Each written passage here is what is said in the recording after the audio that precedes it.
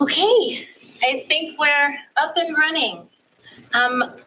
If you can hear, please make sure to list a comment on the chat window for YouTube, and also put something in social media saying, yes, we can hear you, yes, we can see you. The hashtag that we're using for today's webinar is WWIB the webinars. And again, it's WWIB the webinars, and that is on Twitter, Facebook, and LinkedIn.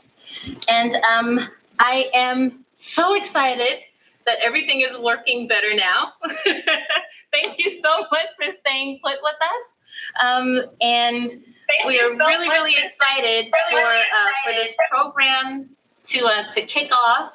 This is our very, very first Women Warriors in Business webinar.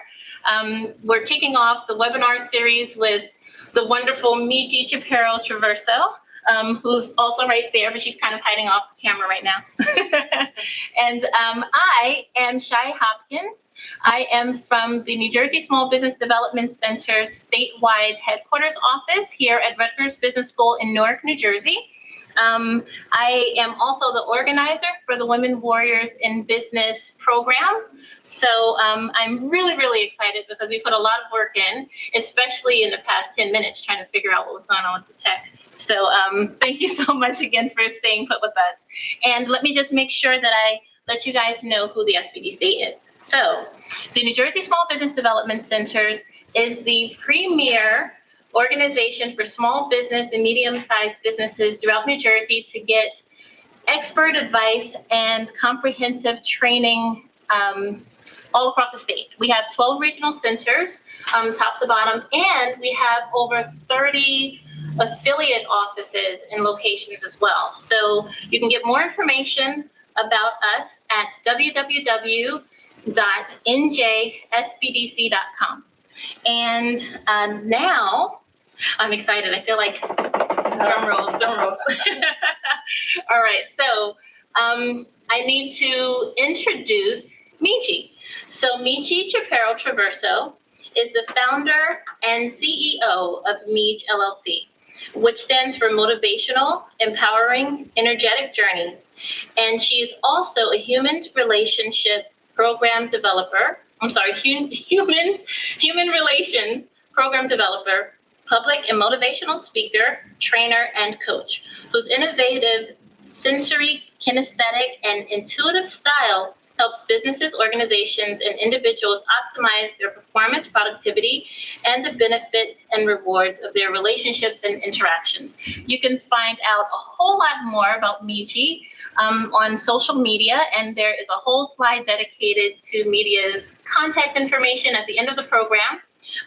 So you'll be able to see that. Make sure that you write down her contact info so you can keep in touch with her. And also, again, any question that you have, we're going to make sure to work our magic to answer them during the program. But if we wind up running out of time, we'll still answer them via the social media feeds that they're posted on. So again, the hashtag is WWIB the webinars, and we're using that hashtag on Facebook, Twitter, and LinkedIn. And it's also right up there in the upper right-hand corner, from me, upper right-hand corner. So no further ado, here's Meejie Chaparro-Traverso.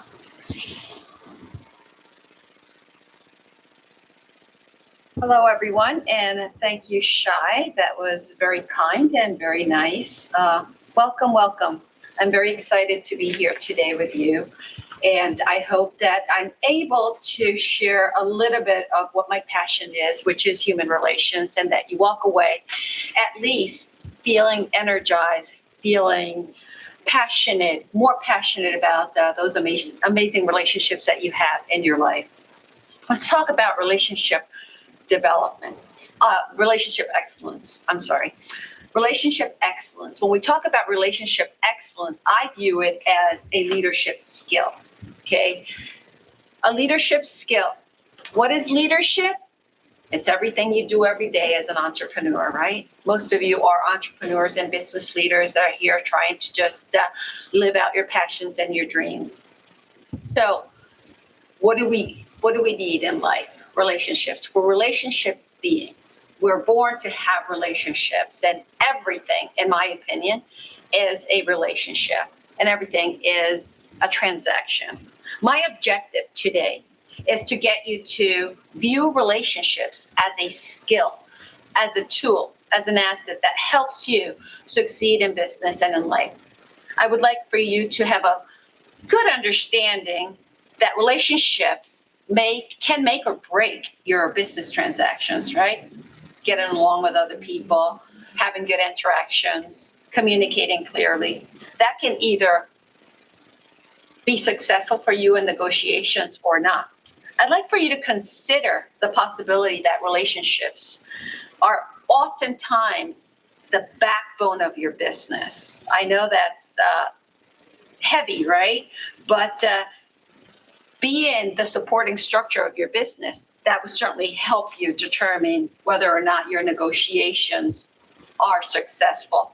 I would like for you to walk away with a little bit of awareness and understanding that the way you show up in a relationship will oftentimes determine whether or not you're going to get that job, get that promotion, make that sale, be referred for another possible job, or have continuity with a client. They keep on coming back, right? It's based on the relationship.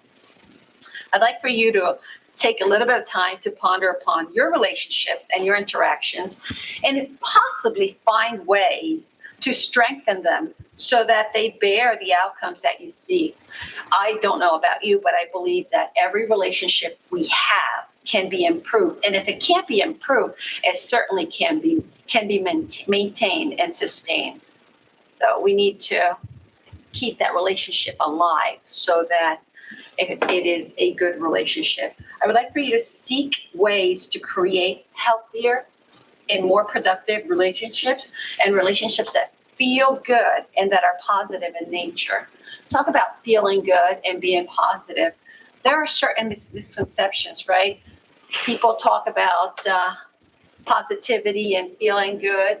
Immediately, we think about maybe not so structured feelings. We think about something a little bit more emotional, and in past years, that was taboo. But in Bill theory, that simply captures what happens to your prefrontal cortex part of the brain when you experience good emotions. Now,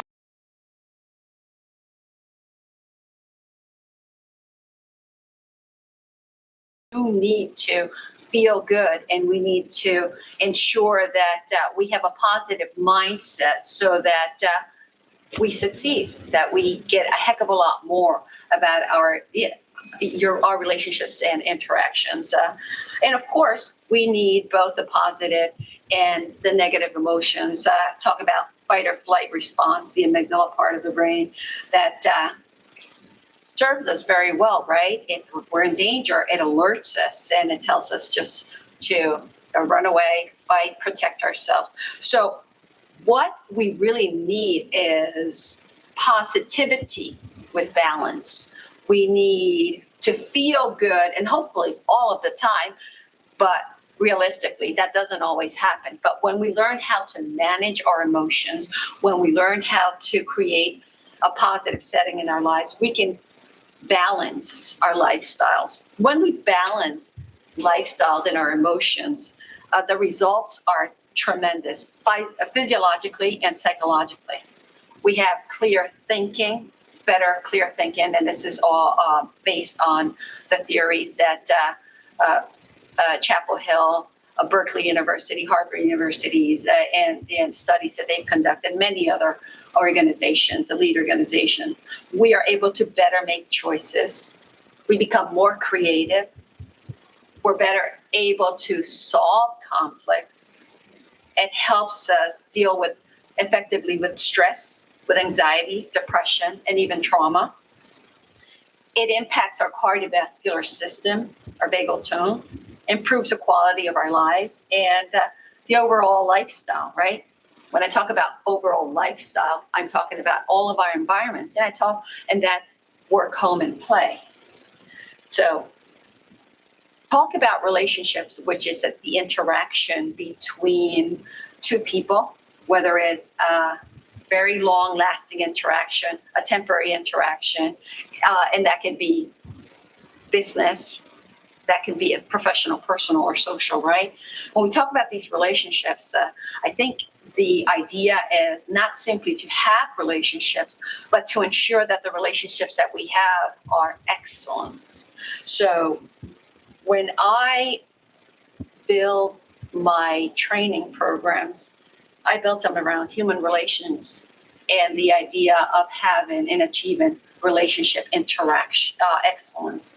So an interaction that allows you with this relationships to achieve and optimize performance, optimize productivity, and of course the benefits and the rewards of your relationships. You want to get what you want to get out of your relationships, right? Whether it is at work with your colleagues or with your boss or your clients, but also at home with your families and your spouses, your partner, or in social settings with friends and anything else that you may be engaged in. So this relationship excellence that I talk about, it's definitely a leadership skill, right? Because it's going to be a tool that's going to allow you to enhance negotiations, perform better in business, engage in more and great business ventures, and go ahead and succeed, right? So relationships and interactions, regardless of their duration, their length, they are pivotal for you. Sometimes you get to speak to someone who may not need your services, but may know somebody else who will need your service. Or you speak to somebody who may not need your services right now, but later on, they may come back to you because the interaction that they had with you was such that you somehow ignited some sort of passion or stimulated one of their senses, and they just felt drawn to come to you and work with you. Okay. Again, going back to relationships being a skill, skills are aptitudes, talents, tools that help us succeed, right? And soft skills are those qualities that make up a person's emotional intelligence. And what is emotional intelligence?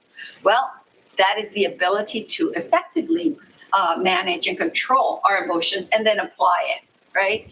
Think about it. You're at work and you're angry. Chances are that the next person that walks into your office, how do you think your response is going to be?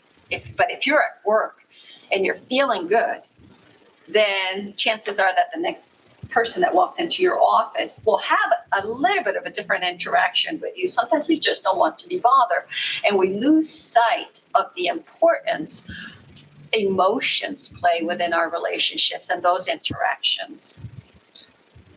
So emotional intelligence, it is a skill. The great thing is that it can be developed. There are pioneers in this field like Daniel Goleman and a bunch of other people. He wrote a book that's called Primal Leadership. Recommend you pick up that book. It's just fabulous. And it talks in detail about the skills. It also talks about the fact that today, in today's business world, employers are no longer just looking at your IQ. They are looking to see whether or not you have the magic recipe that they have, which is they believe allows, or that is very present in the most successful business leaders, and that is social intelligence. What is social intelligence? The capacity to know oneself and to know others, the ability to get along with others. It's how we navigate, right, and negotiate our relationships, coupled with emotional intelligence, how you control your own emotions and then display those emotions in your relationships. And IQ, that, my friends, is known to be the recipe for successful leaderships across the globe, according to folks like I said, Daniel Goleman and many scholars that study leadership and study relationships. So, at any rate, I see it as a strategic advantage in a leadership skill. Why is that? Because if you're an entrepreneur, a manager, a business owner, or someone who wants to get ahead in life, okay, and you're able to manage your emotional intelligence, your social intelligence, your IQ, and apply that in your relationship, you're better able to balance lifestyles. When we talk about balancing lifestyles, means being able to just have your professional life in order, your personal life in order, and your social life in order. In order to do that, you need to have the right skills, you need to have the right relationships, or do you need to actually have the healthy relationships, right? And the first relationship that you need to work on, not that you do, right? But is the relationship that you have with yourself. Oftentimes we overlook ourselves, and we're so busy working, trying to just get the work done that we overlook the relationships. Oh, I'll talk to this person later, or I'll just take care of myself later, or I'll just do whatever. We become workaholics, and we detach from the importance of relationships. But in reality, when we're able to have good relationships at work, at home, and at play, we have a better quality of mind. And I believe that we also have, physiological, as we said, responses that manifest according to the relationship that we have. And and for those of you who believe in spiritual essence, which I do, I think that also is improved. That's that side of you that is you, whether you believe or not. That's a different subject, but you believe in you, right? You should believe in you. At any rate, going back to relationship excellence and the importance of relationship excellence and the need for us to view these relationships as a skill and a tool and an asset that allows us to succeed in life is my equation of R, relationships and interactions, or RI, okay, plus A, the application of these relationships, in whatever setting we're talking about, in this case, professional, but the application of our relationships and interactions, how we apply these relationships in our lives, how we handle them, that will translate and transform and transcend, if you would, into money, into income, revenue, profit, losses, time, satisfaction level, employee performance, employee retention, operational stability, quality of life. And again, we've talked about physiological and psychological health. But the bottom line, what I'd like to share with you is that if you begin shifting and looking at relationships as a skill and looking at relationship as a tool to make money, to get ahead, to have a better quality of life, to feel better, to just live your dreams, then maybe you'll pay a little bit more attention on those interactions. Today, I just walked into one of the office to get a chair and started talking to the lady. The next thing you know, she says, I could probably use you to come teach a workshop for some of the new students or whatever. It was all because we had a really good exchange. We started laughing and talking. Next thing you do, she's asking me, what do you do? So again, it's the power of relationships that really matter. And it's just, I know that's just a situation, but that happens often. It happens to all of us. So how you show up, it is just so important. So again, please remember that, to write that down. I don't know that we have it on the board, but what we have is relationships and interactions plus your application of them will translate into benefits and rewards. So RI plus A equals R and B, rewards and benefits, and that will show up as positive or as negative, right? So we can have relationships and interactions. The application that we put into it, could be high or low or whatever, and it can result in something good or something not good. Move on. So I view three components in relationship excellence, right? The level of application, the energetic nature, and the mission, the vision, the purpose. Okay. So let's begin with how. Okay. The level of application is the how. How are we going to show up? How are we going to have these interactions? What is the intensity of my interaction? It's going to be, am I going to show up strong, assertive? Am I showing up angry, annoyed? Am I showing up detached and barely even there? I mean, that is so important. The tone of our voices, the way we speak, whether we smile or body language, all these things demonstrate how we show up in relationships. So they also identify the quality of those relationships, because how you show up is going to determine whether it's going to be a good interaction or not. And clarity, which I think sometimes when we hear ourselves speak, sometimes we hear that we miss saying things we meant to say. We thought them, but we necessarily don't say them.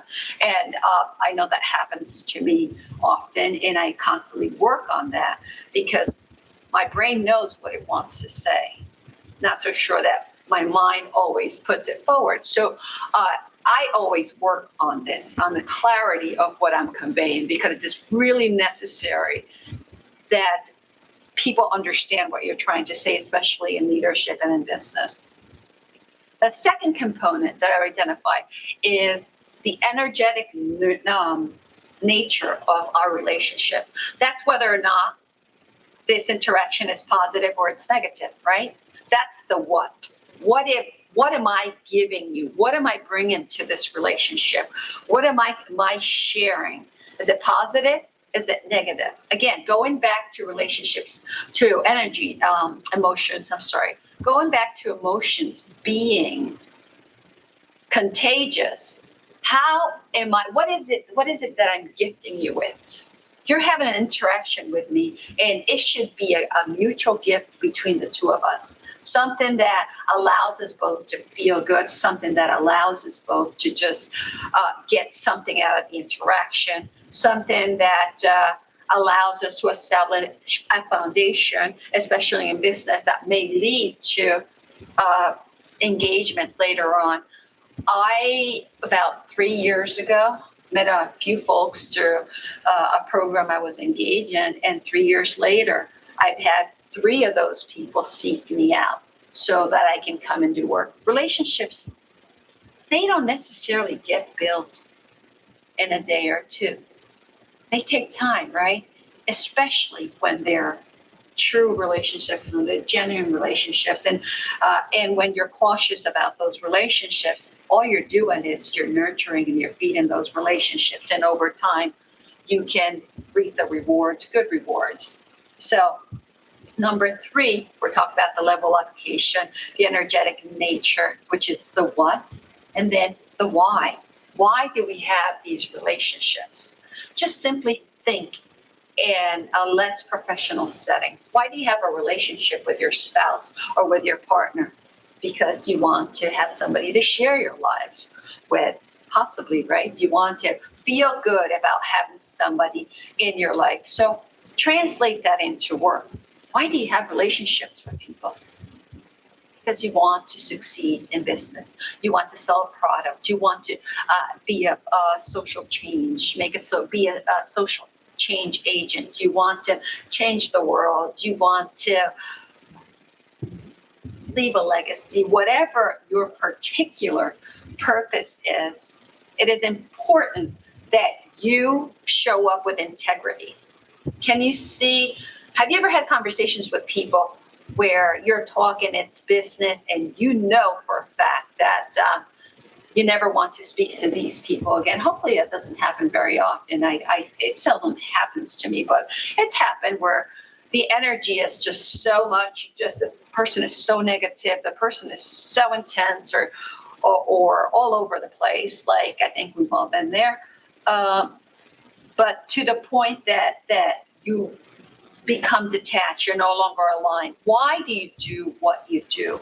Why? Why is it that you're in the position that you are? Why is it that you're selling the products? Why is it that you're providing the services? Why is it that you're building a business? Hopefully, your emotions are really intertwined with your mission and your vision, and your purpose stands behind it. You're doing it because it's something that you're passionate about, something that makes you feel good. Talk about feeling good and feeling bad. That is the energy that shows up as positive or as negative, correct? So when we're talking about feeling good or feeling bad, I want you to understand that we have a say. We have a say in the outcome of our relationships. And when we step back and are mindful about the relationships, we can best lead in our jobs, in our companies, and in our roles, because we can actually take part in the outcome, make contributions to the ending of the story, to the ending of the interaction, right? We can either go upward spiral and grow, have revenue, financial stability, a positive interaction with a mindset, a holistic vision, meaning you see the big picture where you see opportunities and possibilities, and you dream great, and you know that you'll get there sometime. Or we can go into a downward spiral where we are in stagnation and we feel a financial distress and maybe a rocky foundation, and we have fear-based thoughts. We become short-sighted. We become rigid. We have a lack mentality, means like everything is their fear of not having enough or not being enough or not doing enough. And that results in so many missed opportunities, not taking a chance, right? Or we can flatline, upward spiral, downward spiral, but we can also flatline, which means we can stay exactly where we are. We are stuck. We plateau. We're just there. We're purposeless. There's no change to our situation. And if you're in a place where you want to be, that's just wonderful. But there's always room for improvement, right? There's always a need for sustainment, for maintenance. The idea is that you take a chance and you optimize your relationships. And the way to optimize your relationship, the performance, the productivity, the benefits and rewards of your relationships, is by having the ability to use social intelligence, emotional intelligence, just get along with other people, manage your emotions, and then just take that and just maximize how you show up and how you interact. So I know that we are repeating some of the things that we've been talking about, but being that this is an introductory, foundational workshop on relationships, I just want to convey to you the importance of why relationships are pivotal to the success of your business, why adopting some skills, some relationship skills will allow you to lead in a better way, to lead your companies or lead in your roles, lead in your families, whether you're a wife, a spouse, a child. It doesn't really matter. We're all leaders because we're all leading our own lives, right? No one else is leading our lives for us. So these leadership skills and relationships are applicable, in my estimation, for everyone else and for myself. So how do we achieve relationship excellence? or we become mission focused and goal oriented. We identify and understand needs, not just our needs, but those of others, and then we should honor them. Doesn't mean we have to like other people, but just to understand that other people have their own needs and their own agendas, and it's okay. Okay, we should be inclusive, not oppressive. Be very open-minded, because when we're open-minded, we listen and we learn. Just listening and learning from other people is just so important to success. Just sit back and watch. Watch those people who are doing what you're doing, what you want to do, and just learn from them. And hopefully, then you can put things to practice. How to achieve relationship excellence? By conducting a self-SWOT analysis. That's something that I always try to do when I work with a client or an organization, with anyone. I try to go back to doing a self-SWOT analysis, but make that applicable to you. Make that applicable. Look at yourself. Look at all your talents, all your skills, and when you focus on the weaknesses, which I don't necessarily always use that word, just look at it as areas for improvement, or areas I decide to develop, or areas that I believe that I can conquer or maximize. So when you're looking at those things and you look at the threats, just go and view the threats as, how can I transform this into a positive? And how can I make this work for me? Practice self-care. A lot of us are running ourselves down to the ground daily, and there's no time for you. There's no time for ourselves. Well, that needs to be carved in, because if you wake up every morning and you do something for yourself, you're immediately going to feel good. The great thing about self-care, about emotions, about positivity, is that it all begins with you creating a setting. It begins with you setting an intention and a mindset. So never expect from others what you aren't willing to give yourself. That's great. We want somebody else to do something for us, but we'll never be caught, dead doing that.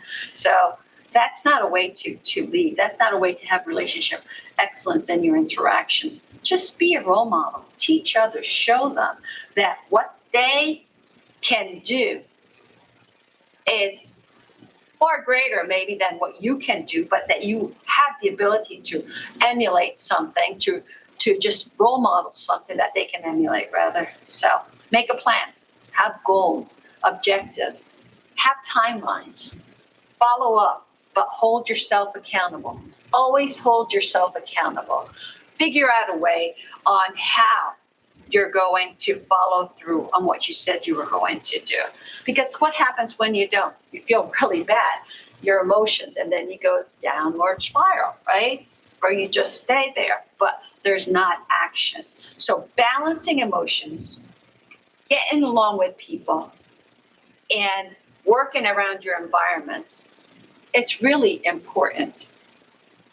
Talk a little bit about, when we achieve relationship excellence.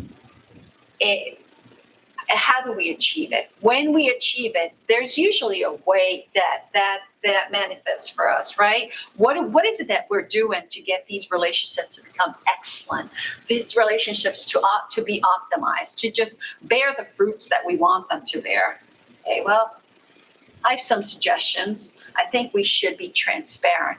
People can see right through you if you're not transparent. Okay, we should try not to place a lot of judgment. All right, always be aware of what's happening, but not have a lot of judgment. Just understand that somebody else is coming from a different place, whether it works for us or not. It's just a matter of whether we engage or not. But owning somebody else's emotions can be extremely risky. Don't take anything personally. Always be loyal to yourself and listen. Listen, listen, listen. And I cannot reiterate that enough. I think we don't listen enough. And I say we because I think that we could always be better at listening to others. when you'd be surprised what you get when you listen to people. You learn so much. Sometimes their feedback, their input, and their experiences, their wisdom, their interactions shed so much light on things that you'll never know. You'll never learn if you're constantly talking and not listening to others. So I've spent the later part of my years just working with human relations. Human relations. I truly believe in social justice and advocacy of for equality amongst men, women, cultures. I don't think we need to engage in us against them, he against us, or what she against us, whatever. I think that we just really need to come together and interact in a way where the interaction that we're giving to others is completely transparent, that you would feel absolutely good being at the other side of this interaction, knowing that somebody else is going to treat you the way you're treating them. So we can set the stage. We can create the settings. That's what I built my business on. We can create self-SWOT analysis, develop a process that integrates into our business model. Okay, bring your relationships into your business model. Bring your relationships into your everyday transactions, into your business negotiations, into just use that as a skill. Incorporate and adopt practices that are going to help you sharpen your emotional intelligence, your social intelligence, obviously your IQ, your leadership skills, which relationships, in my estimation, relationship excellence is probably the number one skill in leadership. And you will see how you will be able to improve. Just try it. Just go home and try it with your spouse or try it with your colleague. Just try and take a look at your relationship and say, okay, where is it? Is it good? Is it bad? Is it just okay? So there's always room for just a bit of improvement. Try that. And then say, I'm going to become more transparent. I'm going to be clear. I'm going to pay attention to the level of intensity. I'm going to pay attention to my energetic disposition, whether it's positive or negative. And I'm going to pay attention to the things that really matter to see whether or not I am able to improve upon this relationship. Some relationships you want to keep. Some relationships we don't. But in leadership, it is so important that you use your emotions, but that you're able to manage and shift those emotions, cast them aside if they're not positive, and just recreate and create a setting that will work for you. So that leads me to having a coaching plan. If you have want to work with a coach, get the right coach for you. Always find somebody. Just because someone is a coach, it doesn't mean that's a coach for you. Okay, you must always work with somebody that or a mentor or a program. There are many programs out there that are fantastic. So find something and someone that is willing, that aligns with you. We all have different learning modalities. I'm more visual and kinesthetic rather than a person that is more passive. I talk with my hands. I move a lot. I probably will drive someone crazy who is always very still. So find what fits for you. Create a coaching plan.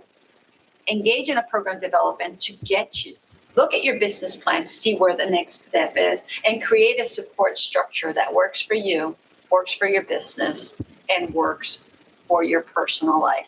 So again, I know we talked a little bit. We got a little bit of a little delay here, but I don't want to keep you. I want to honor your time. It is 2:02, and I hope that I was able to at least share with you some of who I am and what is it that I do, and maybe you'll learn just one thing. If you learn that you need to improve your relationship so that you can make a little bit more money, that you can be a little bit more successful, that you can live a better quality of life, that you can go home and spend more time with your spouse or with your children, or that you can finally launch that product or do something else, please let me know. I'd like to say thank you. And right now, I would like to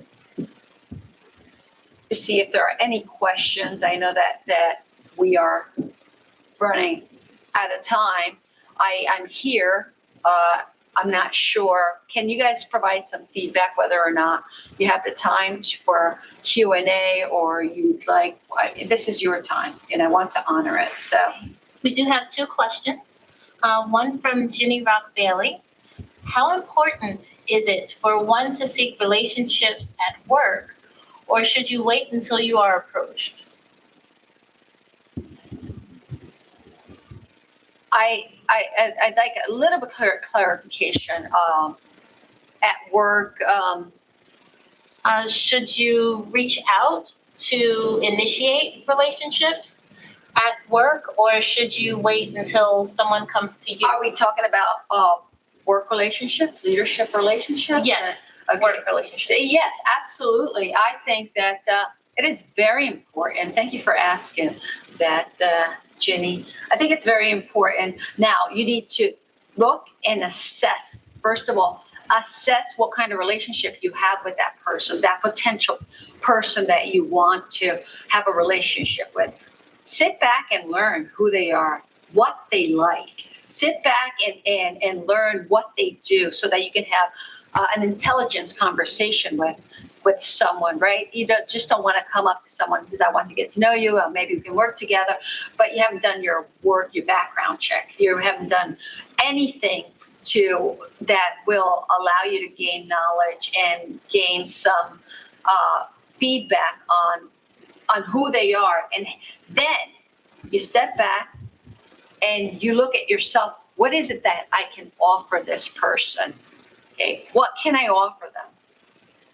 And then decide what the approach is going to be. But I do really think that it's very important that we establish those relationships, because that's the people that we're surrounded by. So oftentimes those people that know us are the same people who are going to give us work, the job, the reference, or provide something for us, or that allow us to actually provide something to them. Because I read somewhere that people who give actually feel better than those who are given things. And scientifically, I think there are plenty of reasons for that, right? Because you're boosting your ego and other things, but I think it's really good. So yes, thank you for asking. It's very important that you maximize your relationships.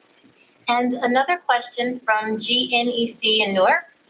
List some strategies to address behavioral challenges when you have a small team. Wow, that is a really, really, really good one. I think that when you have a small team, whether it's small or large, but when you have a team and you want to address behaviors, okay, first of all, team building activities are usually good. Okay, not every company is able to do that, but maybe incorporate once a week, if it's a small team, just a building activity where everyone gets to share what's on their mind. Not necessarily with the intention for it to be solved at the time, but for the intent of being heard. Okay, it is so important that we allow everybody on a team to just be heard. Just because that is a mistake that many leaders make. Okay, if you see yourself above your team and not a part of the team, then that is the quickest way for the dissolution of the teams. You need to be a member with equal status. You need to just allow everybody to share, validate what they have to say, whether or not what they have to say is going to be put into effect, but it must be validated. Now, you have to be a little bit cautious there, because you have to establish some boundaries, some rules, right? You can't let Susan from, IT come and just tell you how horrible her life is and how everything and everyone is just a mess and how everybody is against her and however, right? Immediately, you know that person may be toxic and that person is just somebody who's probably not going to be good for the team. Okay? You might want to set time aside and ask, are you concerned? Always ask open-ended questions. Are you concerned about something? And then just follow up with, seems like something is troubling you. Could you share? Would you like to share? Is there something I can do? Let's go talk. I know those are closed-ended questions, yes or no, but sometimes followed up with open-ended questions. Those things are really powerful because when you show people that you care and you look for goals that are goals for the team, meaning the objective is for the benefit of everyone on the team, that is also another strategy. Just start with listening.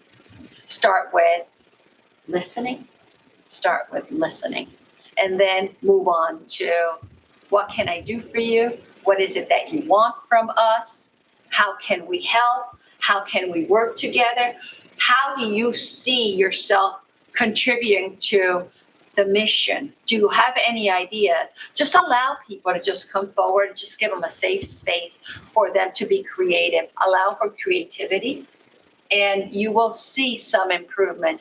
And sometimes, not everybody who's a part of the team is a team player, and that can be difficult. But when you look at the mission rather than the behavior, sometimes that can be addressed, okay? Just bring back, why did we get together? What is it that we're doing? How is it that we can achieve the goal? What do you have? What are the ideas?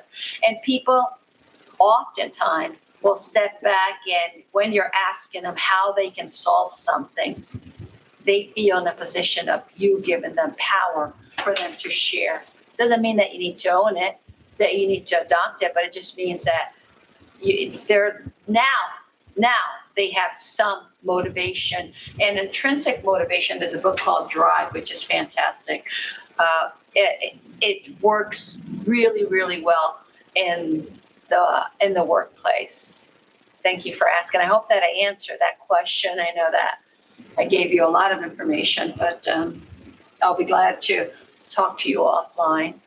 So I think that we definitely need to end here because it's already 10 after 2 o'clock. So I am going to, if you have the streaming still, here's my contact information. And for those of you who would like to reach out, I hope again that you gained something from this. Apologize for the technical delays, and hopefully we will be in touch. All right, Shai. Thank you. And thank you so much, everyone, for sticking with us. Again, this was our very, very first live streamed event through YouTube, and we're super excited to get this kicked off. Thank you so much, Meejie. Again, if you have any other questions, feel free to post your questions using the hashtag WWIB the webinars on Twitter, Facebook, and LinkedIn. And you can also post it on YouTube, and we'll make sure to get a response from Meejie. And thank you so much, everyone. I really, really appreciate you sticking with us through all of our technical difficulties. Again, I am Shai Hop.